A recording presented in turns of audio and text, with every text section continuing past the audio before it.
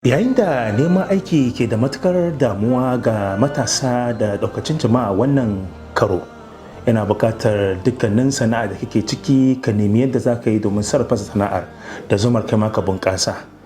Ina direba kana buƙatar ka je ka yi aiki a ƙasashen waje ka samu albashi mai kyau. To gashi nan garaɓasa ta samu. Ana kira ga dukkanin direbobi wanda suke da lansinsin B da daukacin lansisi da suke da shi da su kokari zuwa samun hulɗa da Friends Taju Recruitment Agency wanda suke jigilar jama'a zuwa ga tukin mota daga Emirates Transport na ƙasar Dubai, wanda za a interview ne tsakanin 2nd zuwa 3rd September na shekarar 2021 wato 2021. A bisa hakan muna buƙatar ku kira waɗannan lambobi domin ku ji ƙarin bayani. Ka nemi sana'a. In kai direba ne, ka tabbatar da cewar kai ma ka kasance cikin wannan garaɓasa domin kai ma ka gyara rayuwarka. Sunana Muhammad Ali, General Manager da Friends Taju Recruitment Agency. Yana mini wani lokaci mun yi advertise batun drivers. Alhamdulillah sun zo sun yi interview kuma visas su ya fito sai an fara arrangement da za su yi tafiya.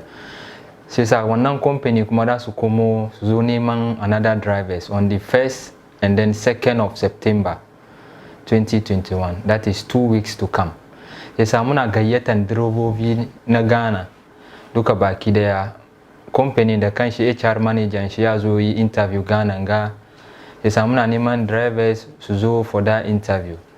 Ana neman kana zuwa ka zo da driving license. Driving license. Sunan company Emirates Transport. Emirates Transport suna daga Abu Dhabi ne. Na farko abin da ake neman as a driver you should be 23 to 45 years within range in age na suke neman. Yasa kana zuwa ka zo da driving license. Wanga na zuwa ne a jaraba. In ka zo aka yi maka interview aka doke ka she su je su yi maka takardan employment visa ne 3 years employment visa which is renewable as well. Sa kai aiki after 3 years nan kai ka renew contract ka.